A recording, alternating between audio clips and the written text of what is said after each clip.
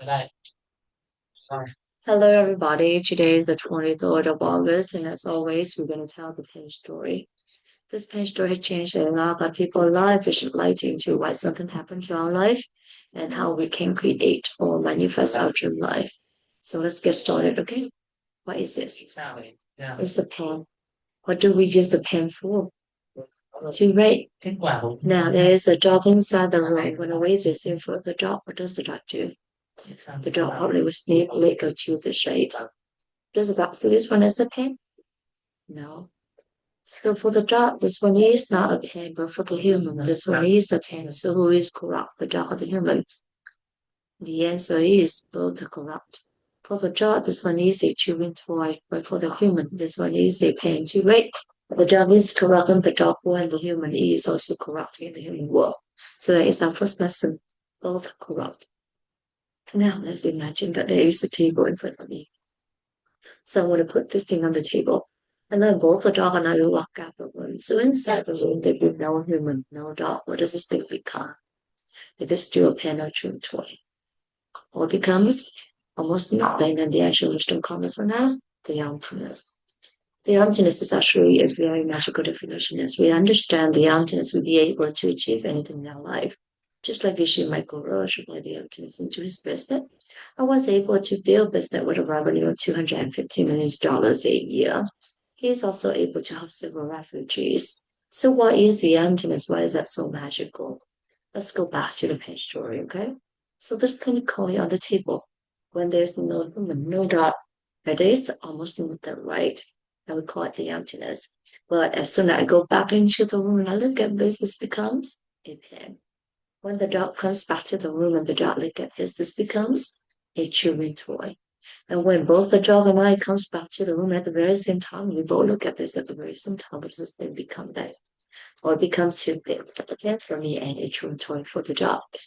So a single thing, when there is no human, no dog, or nothing to interact with, you come back to true seven point the emptiness. So in reality, each and every one of us, whether we are human, animal, object, or trees, we all possess the emptiness, right? And also in reality, we almost always interact with someone or something. So we have that potential to become anything or anyone depending on what is taking place at the very moment. So that is our second lesson. Along with the emptiness, we all have limitless potential. Now I see this as a pen. So does this pen coming from me or does this pen coming from within itself? This pen is actually coming from me. Why am I so certain? Because if this thing is the pen itself, then the dog or anything in this entire universe will have to see it for what it is, which is a pen. But does the dog see this one as a pen? No. So this pen is actually coming from me.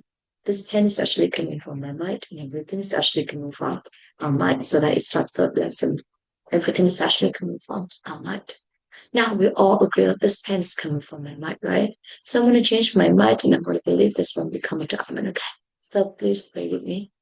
Diamond, diamond, diamond. Open my eyes. It's still a pen. So what in my mind that forced me to see this as a pen but not a diamond? There are surgeons inside our mind that the ancient wisdom calls karma. When we see something, the surgeons inside our mind pop up, open up and cover this and made us see it for what had been planted already into our mind. So who planted those into our mind then? Only you can plant the seed into your mind, and only I can plant the seed into my mind. How can we do it? We do it by three ways: by our word, by our actions, by our thoughts, especially toward other people. So for instance, I'm gonna hold on to this. I'm gonna say that I have the pen. Would you like to have this pen? And when my friend say yes, please, I'd be so happy to give this to my friend. What the fuck I can help my friend. So when I do this, this pump open up and both me and my friend will see it start being marked in my mind. A couple days later, when I see this, I recognize this one as a pen, which means that the seed of the pen is already planted into my mind. And I probably open up and cover this and maybe see it as a pen. And this is how a pen become a pen, or anything so others become what and who they are to us. In the pen story, there are several meaningful lessons. Today we know four different lessons. The first lesson is both a co-op. So we learn to respect each other's opinion, we learn to respect each other's choices, and we also learn to listen to each other with a compassionate heart. The second lesson is, along with beyondness, we all have limitless potential. So trust your potential, trust the potential of everyone, everything. So you trust the potential, whatever happened to you.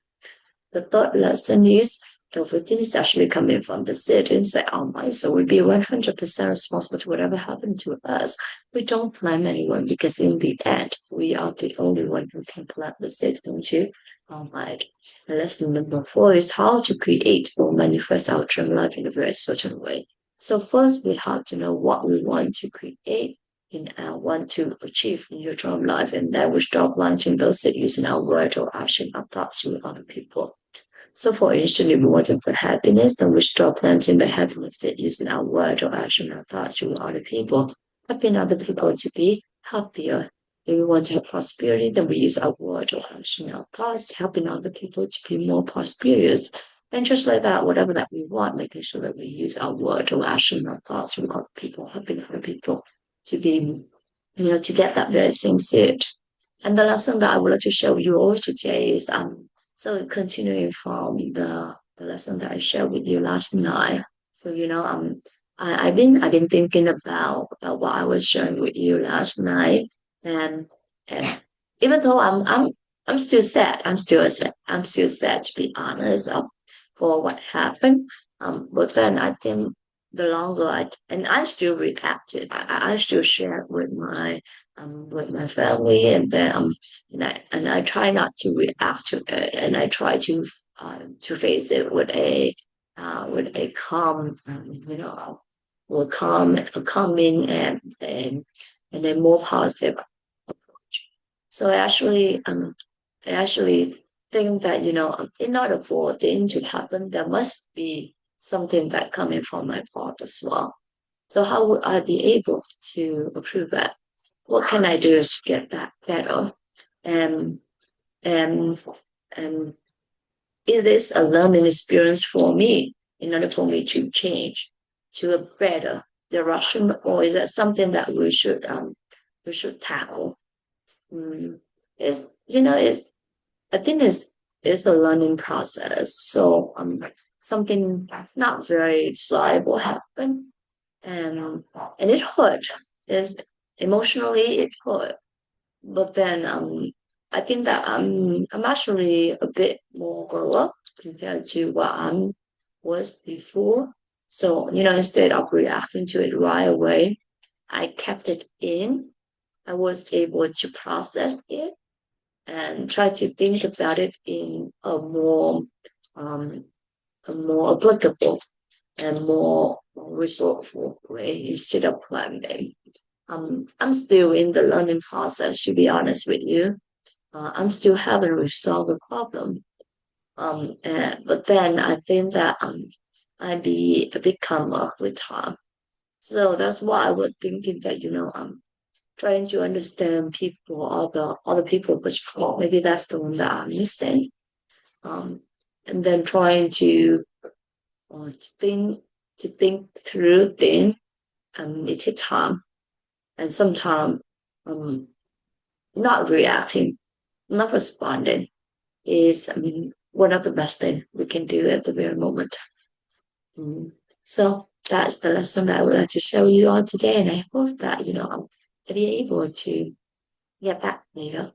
I'll be able to update it with a better news later. Okay. So thank you so much, everyone, for listening to me today. Thank you, Edna, for coming with me in the 3,000-day journey.